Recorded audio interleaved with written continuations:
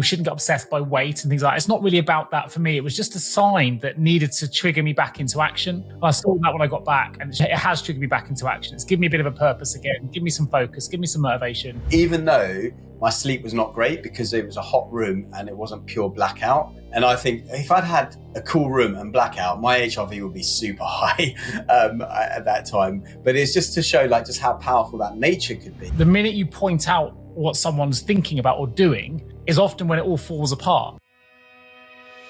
Welcome to the Mindful Paths podcast with Nick Day and Harry Kalimnios, where we explore the fascinating worlds of mindset, mindfulness, fitness, well-being, vitality, leadership and personal development. Our goal is to provide you with the insights to help you live a more fulfilling, happier and healthier life. If you're striving to be a better parent, friend, leader, colleague or boss, or if you simply want to be more mindful and aware of the world around you, then this Mindful Paths podcast is for you. We invite you all to eavesdrop on our conversations, and we challenge you to discover a new insight to help you on your own journey towards personal growth and positive change. So sit back, relax, and let's begin our journey together on the Mindful Paths podcast. Afternoon, Nick. How you doing, buddy? It's been a long time since we connected, so I'm looking forward to catching up. How's it going? Yeah, it's all right, buddy. Yeah, it has been a while. I mean, we've both been through quite a lot since we last connected, right? So, it's been times. It's been up, it's been down, it's been good, it's been bad. It's lots has happened, but it's really good to connect. So together. I'm excited for the call. You're looking quite tan. So obviously, and I know you've been away. You sent me a couple of pictures as you were going, but you've been back about a week now. So I think we last connected. It must have been. If you've been back a week and were you away for a week or 2 weeks? And then we missed a week. Yeah, then we missed a week before that, I think, as well. So it must have been about a month. Because I've been down here in Brighton almost a month, and we haven't had a call since I've been here, I think. So tell us what's been going on. I think you had your dad's funeral. Was that before or after your holiday, or? Yeah, no. So obviously lost my dad on the 18th of March. So hence we haven't really recorded, because straight after that, literally we headed off. We had a holiday already booked in Nicaragua. So we went to a place called Calala Island, which was great. Really, and probably couldn't be better timed, really, because you get hit with the news of losing your dad, and it's kind of a time of like there's several waves hitting you at once, and there was a chance for me to rest, recuperate, and reflect. I'd added the R in there for the usual rest and recuperation, and yeah, it was good. And I got into my writing, did lots of writing, and put all of my grief into words for my mum, which I found quite therapeutic for me and hopefully helpful for her. And then I came back, and literally 24 hours after I returned, I was at my dad's funeral back in Salisbury, seeing family. We called it celebration of life, which is what we tried it to be. I did a reading and a short speech, for want of a better word, for my dad as well. Me and my brother got up, so that was quite difficult, but we did it. And my dad actually said to me, "Look, I don't want anyone crying on my funeral. So if you can't hold it together, I'd rather you didn't speak." So that was, I had my walls up and had the pressure of my dad's words in my head. I mean, of course he'd have understood if I did, but I managed to hold it together. So I was pleased about that. Celebrated that, had a really good night in the evening, just having a couple of glasses of whiskey and whatever in his honor. And then back home, straight into work. So I've had a brilliant holiday, and probably the only one I've had, if I'm honest, where I haven't spent the time running around islands and trying to find run routes and everything else. I lost pretty much all motivation to do any exercise whatsoever. So the timing was quite good. It's probably the first holiday I've ever had in my entire life where I actually did just sit down and reflect and read and recover, because I think it's been an emotional roller coaster of a ride looking after my dad and being with my dad and seeing him go, and then trying to collate my thoughts, really. Well, and you are this amazing A-type personality of always want to do, go. And myself as well, I'm somewhat like that in terms of like beach holidays. I struggle to stay and just lounge sometimes. I think I'm a little bit more inclined to do that than maybe you normally are. But I think it's good, right? Sometimes you've been hit by a bus, right? Effectively, right? With your dad, Buster, everything else. And, when you get hit by a bus, right, you need to recover. So I think it was a really good really good break for you. I mean, I feel like I need to. My sister went away as well. She went away with her family actually for a week to the Maldives because she was like, I mean, it's so expensive just for a week. I won't even say what it is, but she was like, look, life's short, right? It's about experiences, as you always say, about creating the stories. And, you know, she wants to create these experiences with her family. And obviously, you know, her husband has got mobility issues anyway, as I might have said in the past. And so you don't know what it's going to be like in 3 years' time or 2 years' time or 1 year time. And you can always say, oh, we'll do it next time. And actually, you know, I know your dad's death was kind of sort of expected over 2 years. Mine wasn't expected, but you know, they're both in their sort of 70s, 80s. But life is really short, and you don't know when you're going to get those opportunities. So, so it's good that you went away. I think I need to do something similar. My mum's been away actually the last 2 weeks, first trip really ever by herself. So she went to Greece to sort out some of my dad's affairs, and luckily. So yeah, it sounds like she's had a lot of family connections there. I think she actually she's in Cyprus, I think, at the moment. She went for the weekend to Cyprus with my cousin's wife. So my cousin's quite a little bit older than me. And so she basically invited her to go to Cyprus for a few days. So they've gone to Cyprus. She'd never been to Cyprus before, my cousin's wife. And I think she's coming back on Friday, my mum. But it seems like hopefully it's been a good trip for her just to be connected with, I think, like lots of relatives that she hasn't seen for years or spent that kind of time with for years. So, you know, she's had a little bit of a break, which is good. It may just be tricky for her coming back. I think it's going away and then coming back to that empty house without your dad. It will be. That's for my mum's. It's going to be, but hopefully we've had some good news in that, you know, there's an offer there. It seems like a firm offer on the house. So fingers crossed it goes through, and hopefully by summer.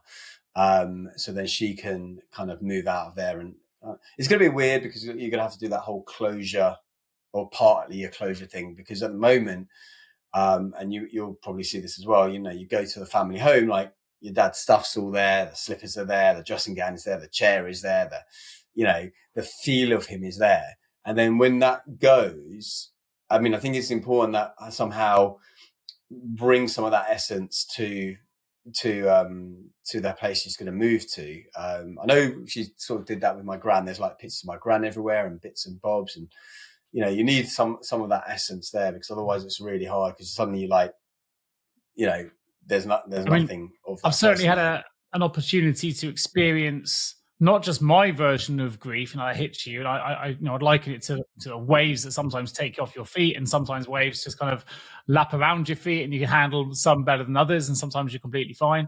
But obviously I've got my sisters, my brother, and obviously you'd have felt the same. Everyone experiences it slightly differently. Certainly from my mum's perspective, being with my dad since she was 16 years old, you know, 50 years married, which we talked about in previous episodes, seeing how she's coping with it, the ups and the downs. And I had a conversation with mum yesterday, and it was interesting talking, you know, we talk a lot about mindset and words and how they can be really powerful if used, you know, depending on how we use them. And she said, I can't cope, and I need him. And I said, you know, we had a conversation. I said, well, 2 words that I've changed, mum, is you can cope. You know, the 2 words we need to remove from our language is the word need and the word can't, right? You can cope and you will cope, but it's going to be incredibly difficult. And you don't need dad, you miss dad, because he's not here anymore, and that's really difficult. And it's okay to miss him terribly, but you will survive without him, as painful as that might be. And you can cope as a result. And you know, she said that she had this dream where dad said, you know, don't worry about me. I'm in a marvelous place, a wonderful place. I think the words that she used to me. And you know, she believes that was dad's way of kind of reassuring her.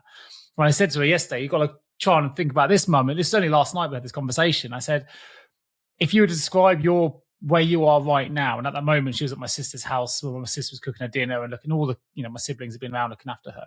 I said, if you were to describe your scene to my dad right now, I said, he would consider you being in a marvelous place too. You know, you're with being the love of your family, you're sat in this place.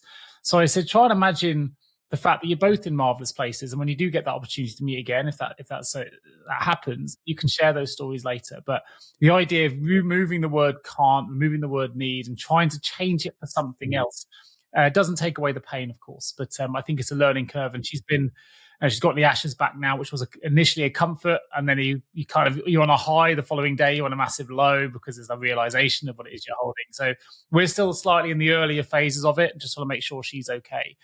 So it's remarkable and wonderful that your mum's got to get away to Greece, because I think it feels like my mum's a bit away from that at the moment. Yeah, I mean, she kind of wanted me to go when we were talking about it way back, and I didn't really want to go, and actually I think it was good for her to go by herself to get a bit more independence. She's similar though, she'll go and she can't. What am I going to do? I'm all alone. I can't do this. I don't know how to do this. And I've got to be cautious. Like I mean, she was super stressed the night before, so I was in Brighton, and I'd organised the plane ticket, but also the train ticket, and then there was an issue with her mobile because she hasn't got internet, because she doesn't use it that much. So we decided to bin the internet and just hotspot off her phone. And then the nieces had accidentally used that hotspot and used up all the data. So then I was like, look, let's just change the package to an unlimited data. And then she had my dad's SIM card and something happened there. And she got into a whole panic about like they'd cancelled everything. So she was like really stressed. And I was obviously on the phone. I said, look, I'll sort it out. And, I sorted out reactivated SIMs and whatever else. But she was like super fragile, right? And so, yeah, I know where you're coming from with the idea of, can't and need. And it's about building them to the point where they realize that they can do things by themselves, because we're all capable of things. Like sometimes when you're in a relationship, obviously you have different roles. And so someone might do the cooking, one might do the pickup, might do the finances. It doesn't mean that we can't do them ourselves. Maybe the other person's more adept to it. But then when that person disappears, like in my dad's case, in your dad's case, suddenly they're overwhelmed with, I've got to do all of this stuff. And that idea of can't comes into their head.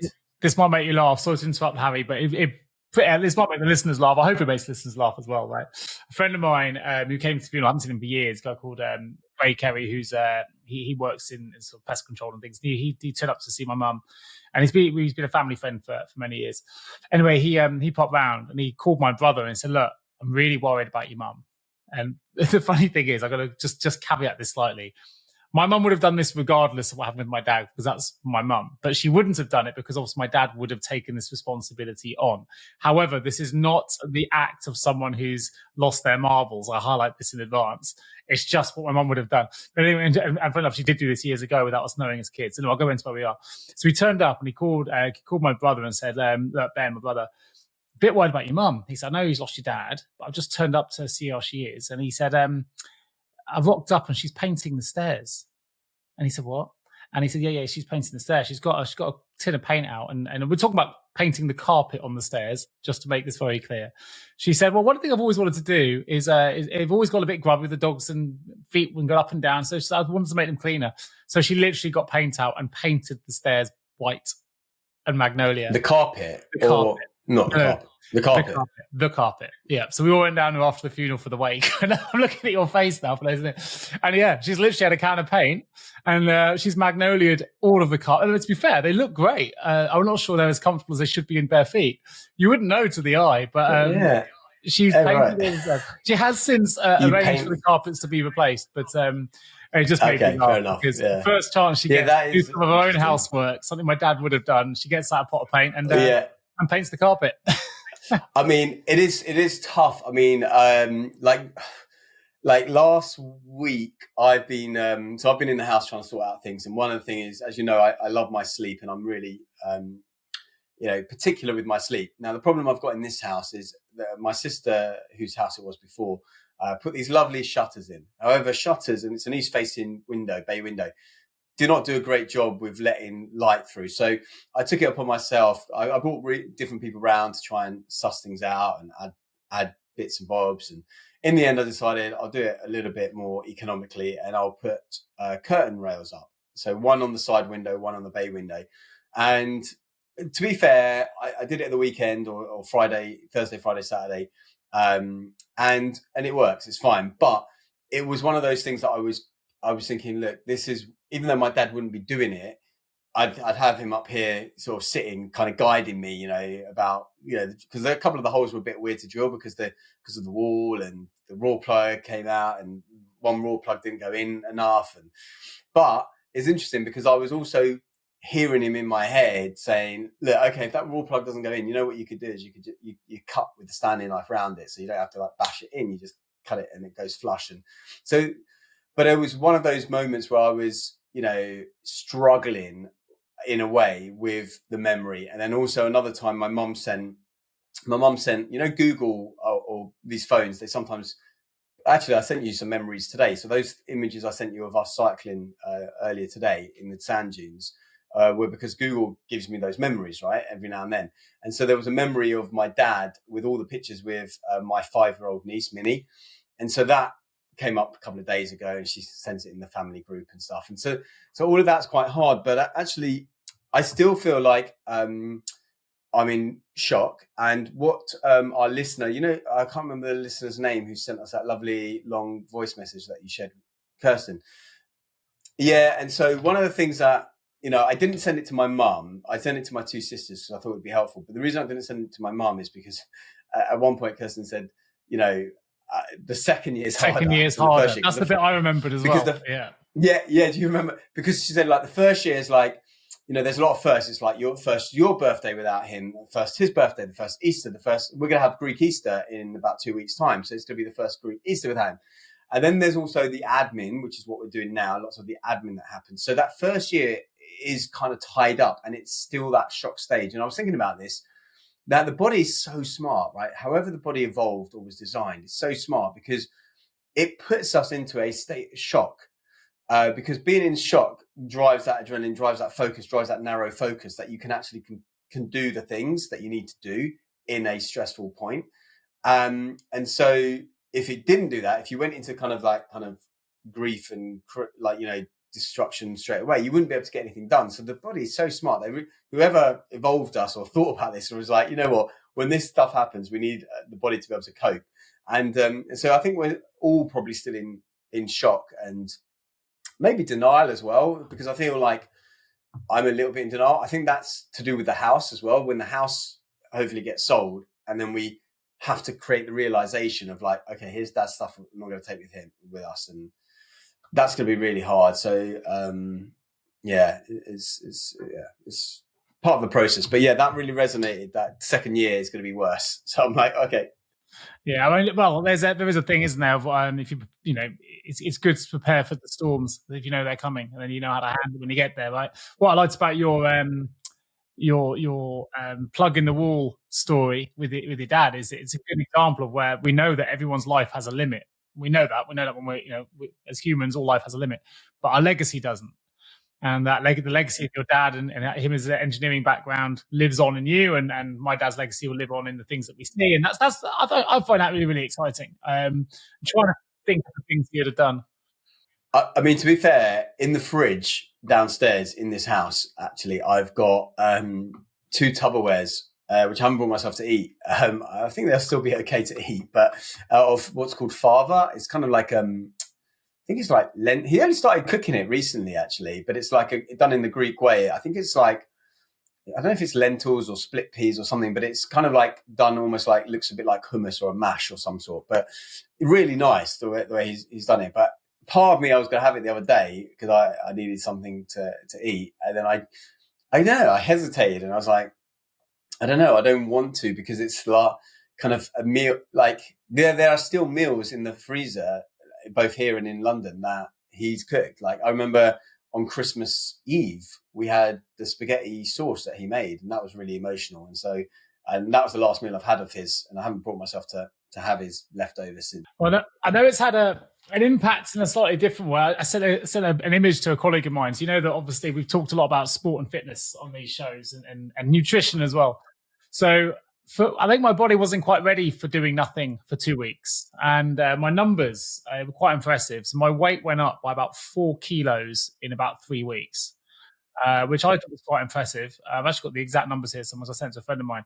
And my fitness score on things like Strava has absolutely plummeted. I just lost, you just can't lose all your motivation to do certain bits. So I went from on the 24th of March to 79 kilos to now 83.6 in a month.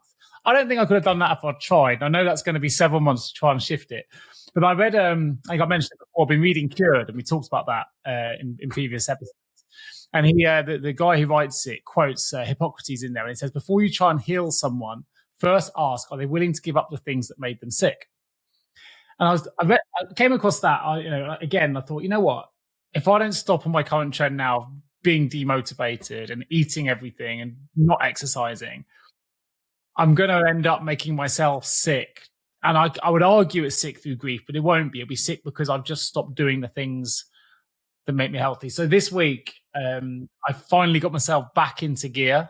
I've created in advance, as you know, with nutrition, I've started making my salads in advance. Everything's in advance so that I can't, no excuses, not reaching biscuits and stuff. But yeah, 83.6 kilos. So watch this space, and we'll do a podcast in the next 4 weeks or so. I'll see if I can get that back down. And you feel it in your body, right? You start feeling unhealthy, then you feel worse. And I feel like the grief's worse as well. Everything's affected. I was actually chatting to a guy today I met in the sauna after I did a hot yoga session this morning after a call I had, and then I met this guy, an optometrist here, who's got his life sorted now. He kind of goes in, he has his own business. He runs it one day a week. On the Tuesday he goes in, and the rest of the time he's got a team of optometrists that do the work for him, and he does a bit of admin, and he's like, he says like, pay them well, fight, and all this and the other. But he was talking about how he's recently, he didn't make the distinction, even though he was kind of into exercise for a long time, just how much that affected every other aspect of his life, like his business, his relationships, everything else. And how I think it's because right now it's also because he's injured as well. He's done his back in a little bit. And so he's kind of having to slow down because he's a bit all or nothing as well. He would like be, full on with it or then not at all. And now he's having to do a bit of a middle road and figure out different ways of exercising. But and I was saying, yeah, absolutely. I remember this as well. I've always been into exercise as well since I was 8 years old, probably, maybe even earlier. Obviously I was into it before that with football and things like that, but like properly from about 8-9 years old. And I remember even having done that for like years. It was when I was probably around 28, 29 years old, I got injured, and I was working at the London Stock Exchange at the time, and I'd been injured. And I really noticed everything else not be as good in my life. And that's when it really there was like that aha moment when I was like, I need to be on it physically because it's going to create everything else. And the ancient Greeks, as you've just been quoting anyway, said healthy body, healthy mind. And I often think about that. So for me, actually, I've been getting back into hot yoga. So what's good about being new in a place, you get to do all these first time trials in these different places because you haven't been a member there. So I'm doing a 30-day hot yoga trial. And they've got 2 studios. So I'm going flipping between the 2, and one's got a sauna. And a couple of times I'm going like 6:30 in the morning and go for a swim in the sea. Well, I say swim in the sea. I'm jumping in the sea for like 5 minutes. And it's pretty cold. It's like 12 degrees, 11 degrees. And then coming back, and it's like 9 o'clock, and I've done all this stuff already by 9 o'clock, and I'm feeling good. And I can feel my body is a bit like yours in that it will put on a weight pretty quickly as well. Like I will do the same, 3 weeks, 3 kilos, no problem. But I'm quite lucky that my body, I don't know about the weight, but it definitely adjusts like muscular, like reasonably quickly if I do something consistently. I thought something was quite interesting from my side is like everyone's been asking me, and rightly so, I say rightly so, like understandably so is a better way of putting it. How are you? How are you? And they've been asking you, and you lost your dad. How are you, Harry? How are you feeling? How are you doing? How are you doing? And of course, it's the natural thing that everyone's going to ask. First thing I asked you when you lost your dad, first thing you asked me when I lost mine. And it's also the words that break you often, particularly if you're seeing someone that's really close. They say you, and you makes you emotional. And I think I've been saying I'm fine it's been 4 weeks since I lost my dad now, just over, from the 18th of March. We're recording this 22nd of April. And I think it was the data, seeing the increase, that suddenly made me realize I'm not. So actually, I know, data can be a bad thing, and sometimes you need to forget it, need to rest. But I looked at that and thought, if I'm putting all that on, like it tells me I'm not doing the things that make me happy or keep me on point, or my nutrition's gone. I'm drinking a little bit more. I'm doing a little bit less. My weight is going, my health is going in the wrong direction. actually, as much as I'm saying I'm fine to everyone that I see, I think it was a little bit of data that told me that I'm not, and it was what I needed. I know there's a lot of, you shouldn't get obsessed by weight and things like that. It's not really about that for me. It was just a sign that needed to trigger me back into action. I saw that when I got back, and it has triggered me back into action. It's given me a bit of a purpose again, give me some focus, give me some motivation. I don't know why I'd say it's been hard work because we haven't done anything for a little while. It hurts again getting back into it. But I think that was the first trigger that I'm not fine, or while I haven't been fine, and now I need to get back to being fine by getting back on the treadmill. Deliberate pun there, to get back onto things.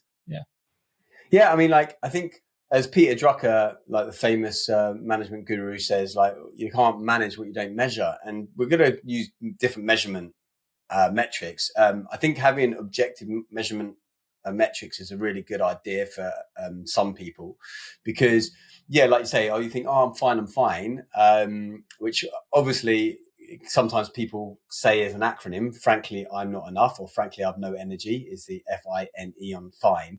So I try not to ever answer people with I'm fine, because in my head I click and go, actually, if I say I'm fine, I'm not really fine, or I've frankly got no energy. But I've noticed my stats, they change in this location as well. And I'm not sure if it's the hot yoga and the sea swimming, but my heart rate overnight is starting to go down again, back to where it was I got this weird illness just before COVID, maybe 4 months before I got a confirmed COVID. So October 2021.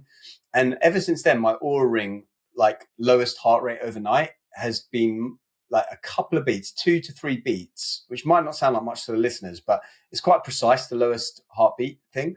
And it's always been a bit higher, and it's not ever seemed to go down. And then now it's starting to go down. I'm not sure if it's the hot yoga, the sauna, or the sea swimming, or whether time has just happened. It's also only happened in the last week. And what happened about a week ago was I got this weird virus again, I think. I went to bed on Thursday night about 9:30. I was starting to feel a bit ropey on the Wednesday with being a bit bunged up.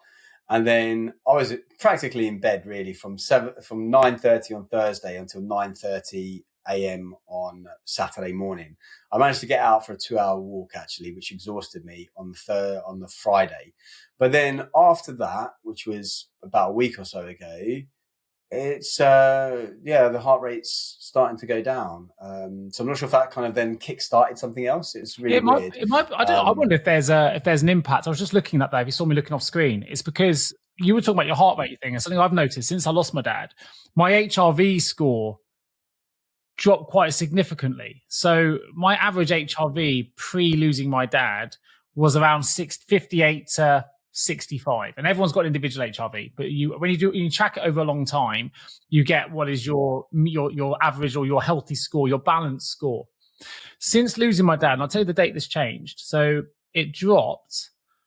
Yeah, literally. So I was going from 62, and actually the day I saw my dad, it dropped. So that's obviously stress on the body. It dropped down to 57, 56, and then lost my dad. And since I've lost him, went down to 50.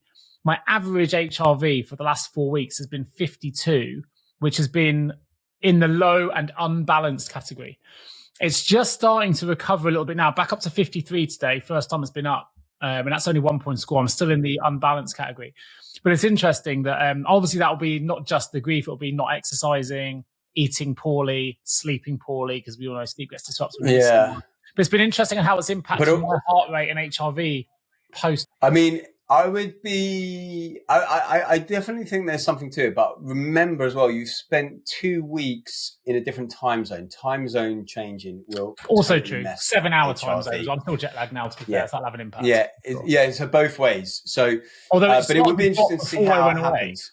It did start to drop before I went away. Yeah. So maybe stress. Because interesting, it'd be interesting to see what happens. Because again, my HRV used to be around 50, and then it's now dropped consistently to about 47, although a couple of times, like last night was 53, the time before it was 56. Like occasionally I'll get in the high 50s or 60s, but generally speaking, it's kind of been a consistently drop since that October 2021, because it's to do with, the higher your heart rate overnight, the lower your HRV will be. So if I'm at 46 beats per minute overnight, I'm going to get a lower HRV than if I'm at 43.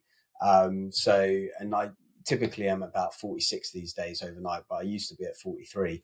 So yeah, it's interesting to see, because you don't notice sometimes in yourself that stress and that thing build up. And then when you go away, I noticed, for example, when I go to Cyprus a couple of years ago, my HRV went into the 60s consistently. And it's because I was in the sun, grounding, even though my sleep was not great because it was a hot room and it wasn't pure blackout. And I think if I'd had a cool room and blackout, my HRV would be super high at that time. But it's just to show like just how powerful that nature could be. That's why it would be interesting, like how your HRV wasn't higher in Nicaragua with being. Well, I mean, in terms of being in nature, it was amazing. So we stayed at a place called Kalala Island, which is well worth a Google. It's like a luxury boutique island. It was unbelievable. I have to say, it was absolutely unbelievable. And I think you showed me a couple of pictures, which looked amazing. So, you're grounded all the time because I didn't go in flip flops. You stay in bare feet with your feet against the sand. I was on paddle boards. We did actually, the competitive bit did come out of me because me and Lucy did get the kayak record around the island, which was a whole 6 minutes and 50 seconds. We took 30 seconds off the previous record. So we're pretty happy about that. So yeah, it didn't take long to get around. I couldn't do any running around it anyway because I measured it at 480 meters you could have done it. It would have been a lot of laps. Well, the whole island was 480 meters round. The walkways. To walk around the whole thing. So yeah, pretty small. But yeah, we were grounded the whole time and in with nature. And you know what? The cacophony of sounds you get in the evening, because they were open cabanas, right? So birds could come in and lizards come in. You have an open hole at the top. And about 4 a.m. every morning, just an absolute cacophony of bird sounds. And you'd think there were 100 birds outside. I don't know what the bird was, but we got a little introduction when we arrived. And this particular bird can do 11 different bird sounds. So they have different calls, but it's one bird that does them all. And of course, they're all doing all the different sounds. You literally feel like you're in the middle of the jungle. And there's a mangrove on the island. So we found some wild sloths were there, stingrays sort of just floundering just outside the cabana in the water. And you do feel it was nice in nature, right in there. It does change you to be grounded, to be at one with it.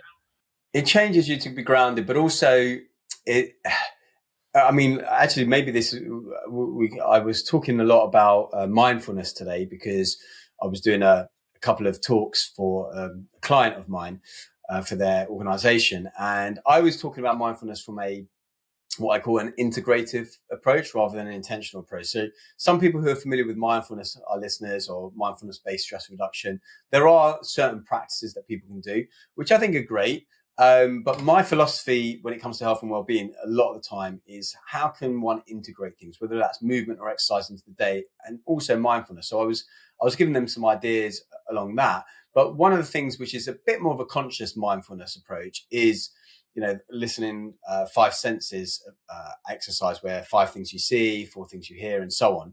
And going into the woods was one of the things that someone was talking about today, and as an example of when they do mindfulness. And it really is a good way of bringing you into that mindful moment, because you're on holiday. Hopefully you haven't got your phone, anything like that. You're hearing these sounds, you're hearing these birds, and you're focusing on that present moment, as it were, or you're really concentrating on listening and saying, oh, is that the same bird doing 11 different calls or anything like that?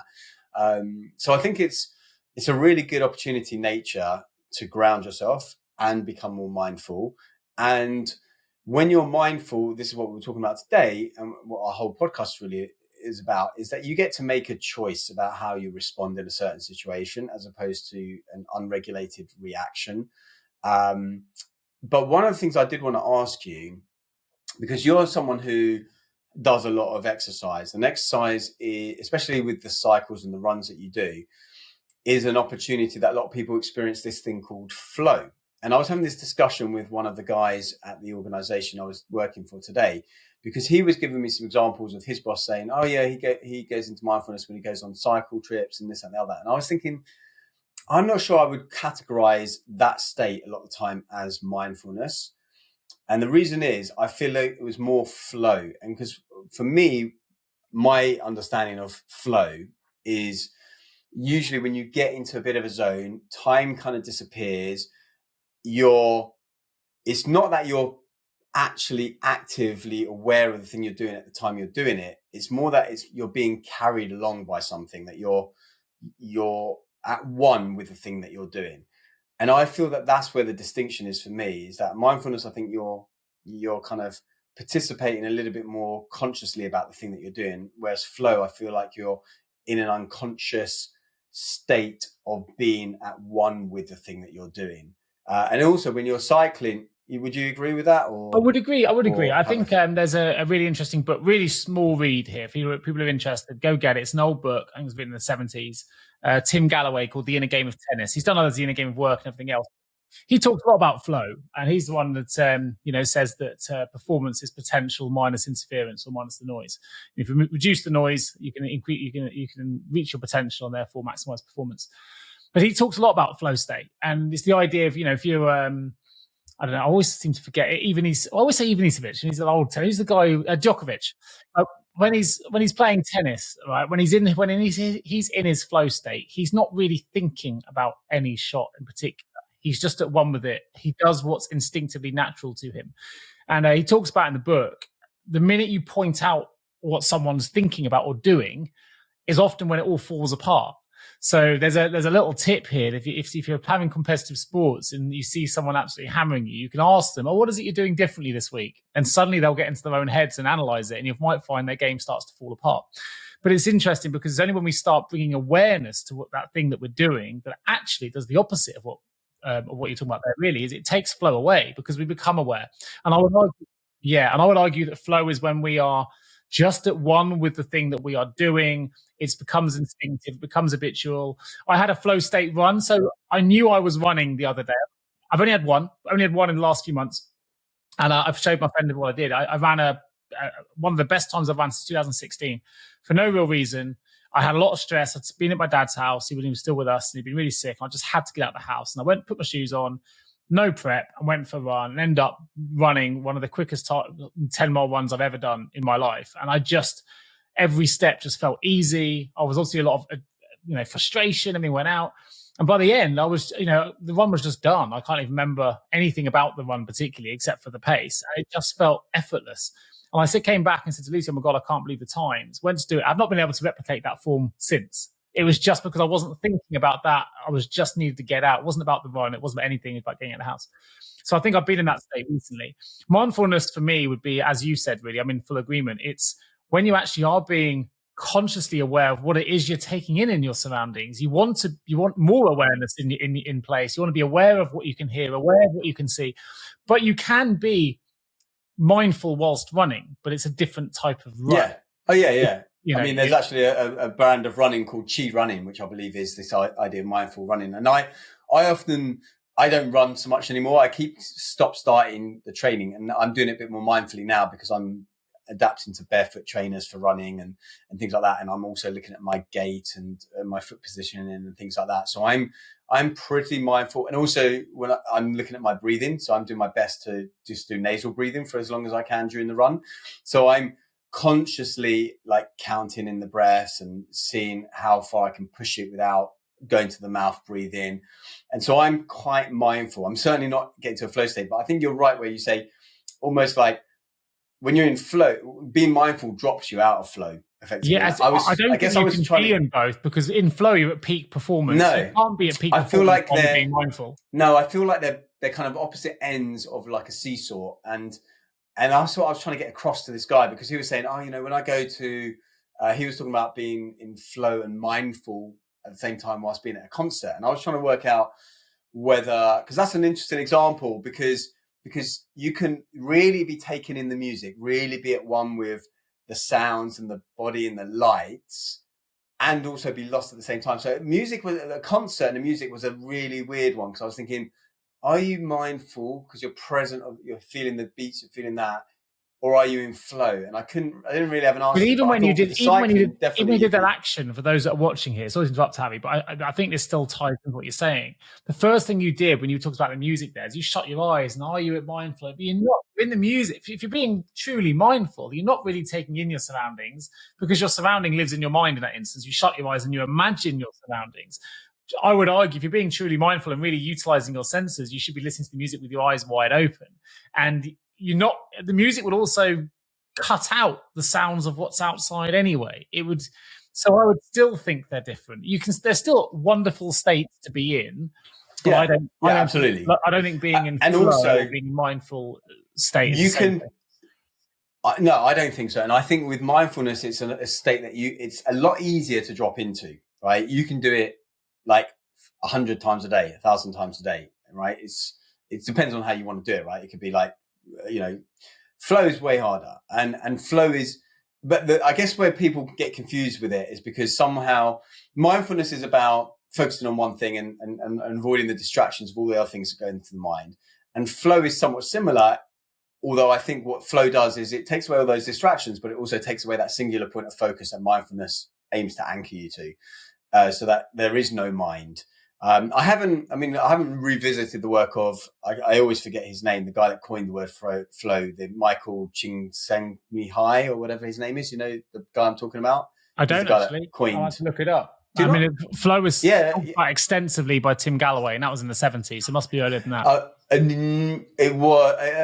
Unless he's taken it from that book and done more research on it. I don't know. No, I'll have to look up when it was, but I'm pretty sure he was the guy that coined that. Game of tennis here. It's never too far. Look at that. It's next to Man's Search for Meaning on it's one of my favourite books. So, nice. What it says about him on flow. Michael Csikszentmihalyi, I think his name is. We'll have to look him up, and I'll find out when he came, because I feel like it was in the 70s as well, but maybe it was the 80s. So anyway, either way, I haven't revisited his work for a few years. I know Stephen Kotler. I read, which one was it? Was it Stealing Fire, or was it the Reign of Superman, or whatever it was?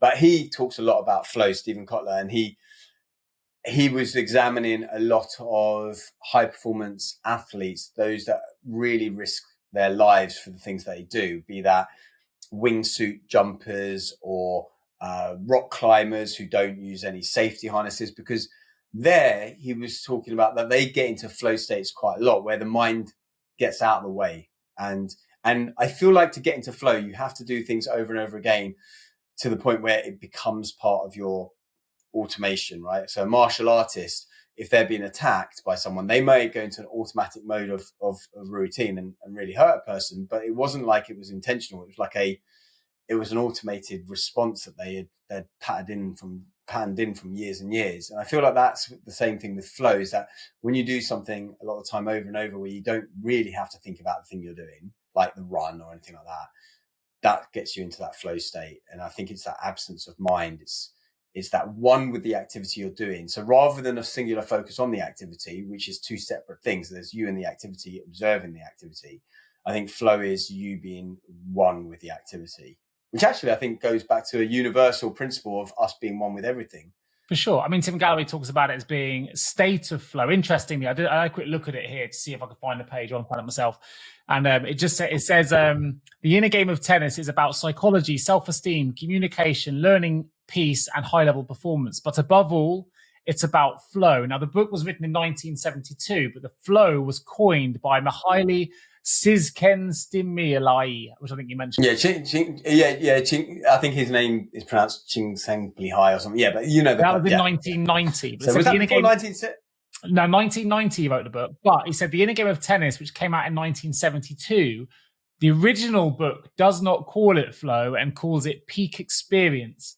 The later editions of the book have changed it from peak experience to the word flow. So I think that's quite interesting. So that's why I said, when the book came out, I wasn't familiar with them. Game of tennis is like 100 pages long. You can read it really quickly.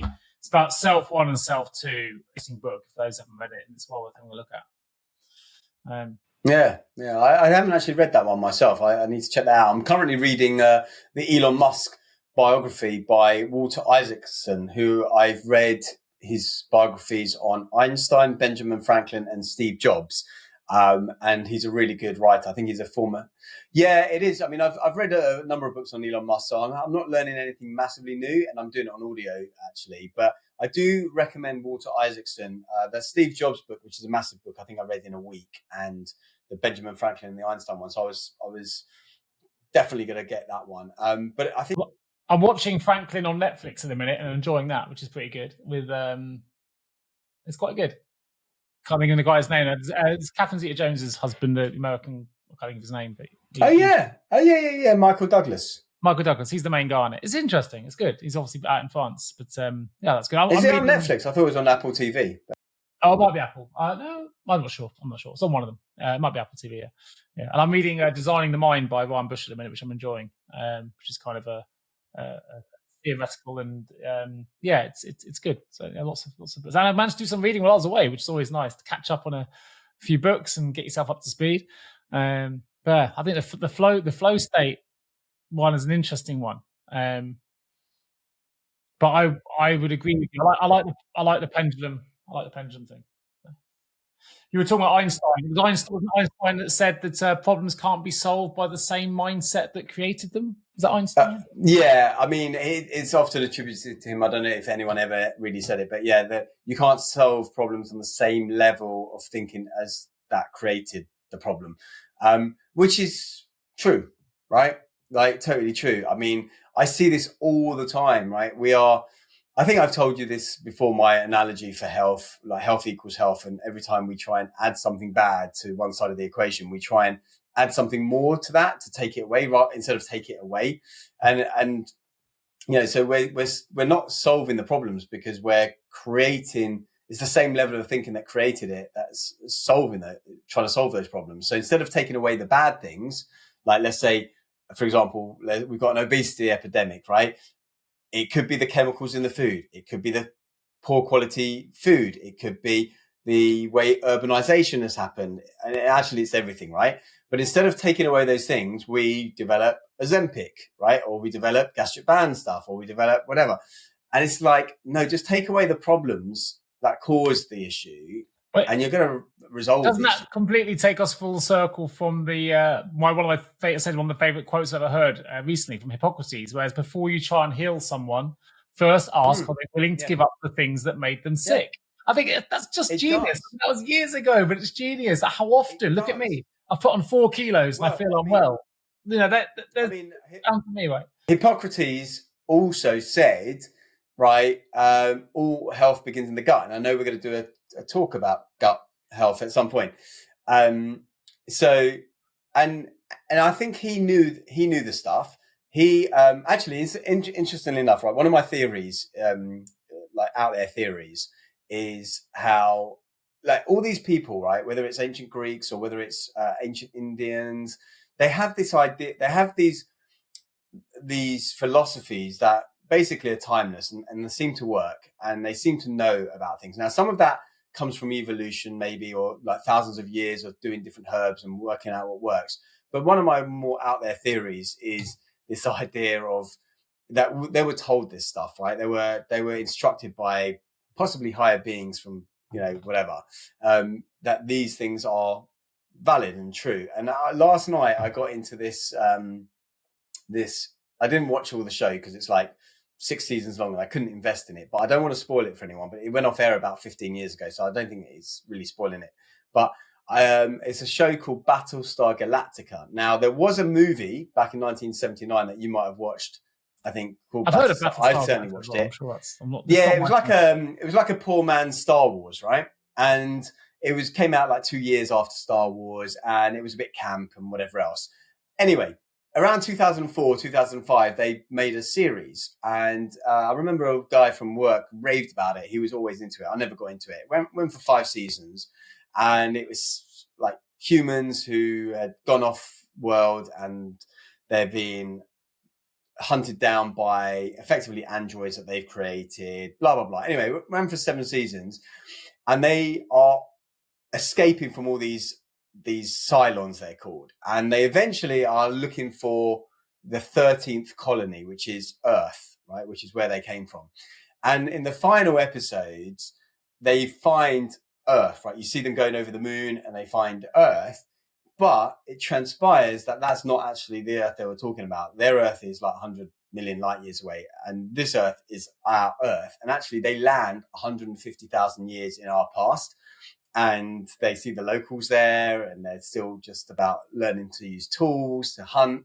And so they decide to start civilization all over again. And they fly all their spaceships into the sun and they start. And basically the upshot being that these people that we thought were humans of our future, they were actually humans of our distant past who have then come back. And so some of me thinks like, oh yeah, that's kind of what I think sometimes might have happened, right? Like we might have had this technologically advanced civilization or race come to Earth hundreds of thousands of years ago and give us some of this input, because some of the things that I've come across, it's hard for me to describe some of them, lead me to that conclusion.